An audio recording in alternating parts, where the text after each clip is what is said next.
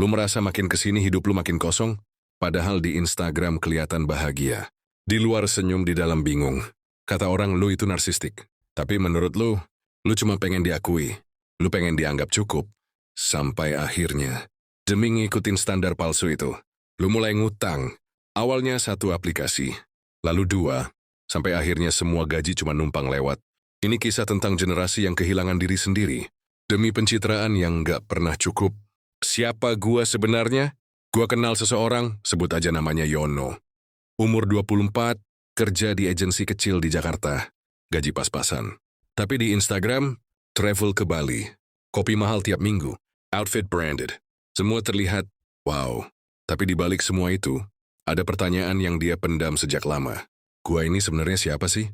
Yono lahir dari keluarga yang keras. Salah dikit dibandingin sama anak tetangga. Berprestasi dikit dibilang, ya emang harus gitu. Nggak pernah cukup.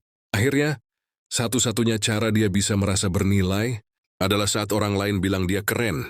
Dan itulah awal dari segalanya. Kebutuhan buat diakui. Keinginan buat dianggap berhasil. Yang lama-lama tumbuh jadi narsistik.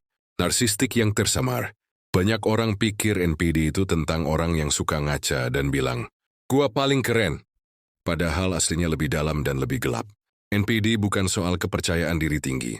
Justru sebaliknya, itu adalah luka dari masa kecil yang nggak pernah sembuh. Orang dengan NPD butuh pengakuan terus-menerus. Karena tanpa itu, mereka ngerasa kosong. Dan inilah yang bikin Yono mulai gila-gilaan tampil sempurna. Tiap minggu beli barang baru, makeup, baju, gadget.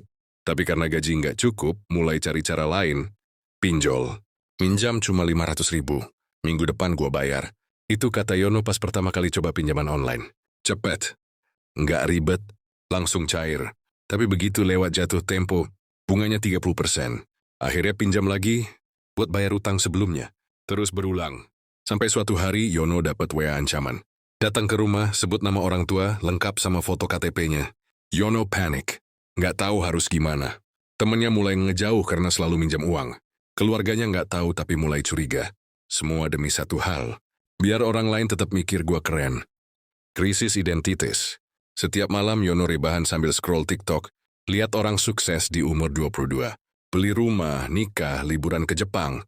Terus bandingin diri sendiri. Kenapa gua begini-begini aja? Dia mulai mikir, mungkin gua salah jurusan. Mungkin gua nggak cocok hidup di kota ini. Mungkin gua emang gagal dari sononya. Padahal akar masalahnya satu. Dia nggak pernah kenal siapa dirinya sendiri. Dia hidup dari validasi orang lain. Dan lupa bahwa kita hidup bukan buat konten, tapi buat jadi diri sendiri. Kebangkrutan yang sunyi. Akhirnya Yono berhenti kerja. Depresi. Utang udah puluhan juta. Dia nggak bisa pinjam lagi. Nama udah di blacklist. Teman hilang. Kepercayaan keluarga hancur. Dan yang paling parah, kepercayaan dirinya lenyap. Karena selama ini semua dibangun di atas fondasi yang rapuh. Pengakuan orang lain. Likes, views, komentar pujian. Begitu semua itu hilang. Yang tersisa cuma kehampaan.